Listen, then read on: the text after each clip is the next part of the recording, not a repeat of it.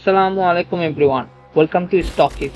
Comedy, action, romance, thriller ও horror এই সকল জনরার top 5 new OTT release movie নিয়ে আপনাদের সামনে হাজির হয়েছি মিক্স টকিজ 01। Let's go. তিন বন্ধুর ফ্রেন্ড গ্রুপ অনেক অ্যাডভেঞ্চারাস, এক্সাইটিং ও ফানি হয়। এর আগে 3 ইডিয়টস, দিল চাহতা হে আর জিন্দেগি না মিলেগি দোবারা এইসব মুভিতে আমরা দেখছি। ঠিক এমনই তিন বন্ধুর গোয়া অ্যাডভেঞ্চার নিয়ে তৈরি মুভি মাডগাঁও এক্সপ্রেস।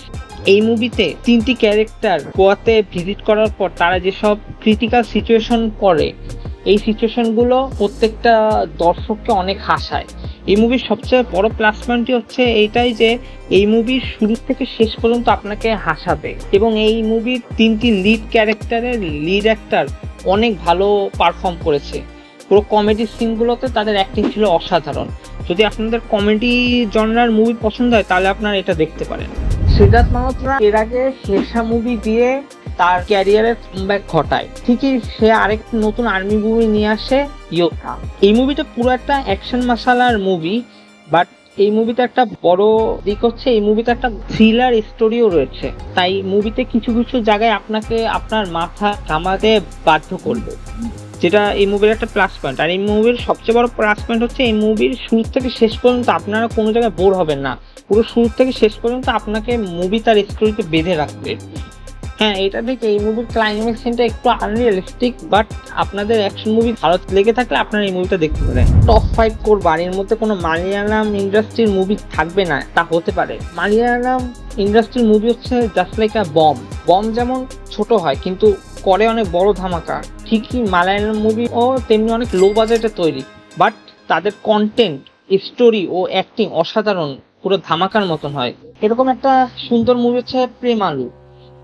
গল্পের কাহিনী হচ্ছে একটা ছোট শহরের ছেলে একটা মেয়ের প্রেমে পরে মেয়ের এক্সপেকটেশন ফুলফিল করতে এই ছেলেটা কি করে তা আপনারা দেখতে হলে মুভিটি দেখুন। মুভিটির স্টোরি শুনতে সাধারণ লাগলেও এটি স্টোরিটা অনেক সুন্দর, কোনো সাধারণ স্টোরির মতন নয়। এই মুভির একটা জিনিস হচ্ছে এই মুভিটা আপনাকে অনেক জায়গায় অনেক ইমোশনাল করবে। আপনারা যদি ইমোশনাল রোমান্স পছন্দ হয় তাহলে আপনারা এই মুভিটা দেখতে পারেন। এই মুভিটা মূলত ভালোই। এখন আপনারা চিন্তা করেন, আপনাদের বাসায় একজন অপরিচিত লোক আসলো, আপনি তাকে 5 মিনিট আপনার বাসায় থাকতে দিলেন, কিন্তু আপনি কি ভাবতেও পারছেন যে এই লোকটাই আপনার জীবন ধ্বংস করবে? এরকমই একটা গল্প নিয়ে তৈরি অজয় দেবগন ও আরমানের শয়তান মুভি। এই মুভিতে প্রত্যেকটা অ্যাক্টরের অ্যাক্টিং ছিল অসাধারণ। এই মুভিতে প্রত্যেকটা জায়গায় আপনাকে হরর একটা ভাইব দিবে, আপনাকে ভয় পাওয়াবে। স্পেশালি আরমাধওয়ান, তার অ্যাক্টিংটা ছিল অসাধারণ। তার ক্যারেক্টারটাকে আপনার যেমন ভয়ও পাবেন, তার দ্বিগুণ আপনি এই ক্যারেক্টারটাকে ঘৃণাও করবেন। এই মুভিতে মূলত গুজরাট মুভির ভাসের রিমেক, বাট গুজরাট মুভির এন্ডিং এর চেয়ে এই মুভির এন্ডিংটা চেঞ্জ করা হয়েছে, যেটা বলিউডের অনুযায়ী করা হয়েছে এবং ঠিকঠাকই করেছে।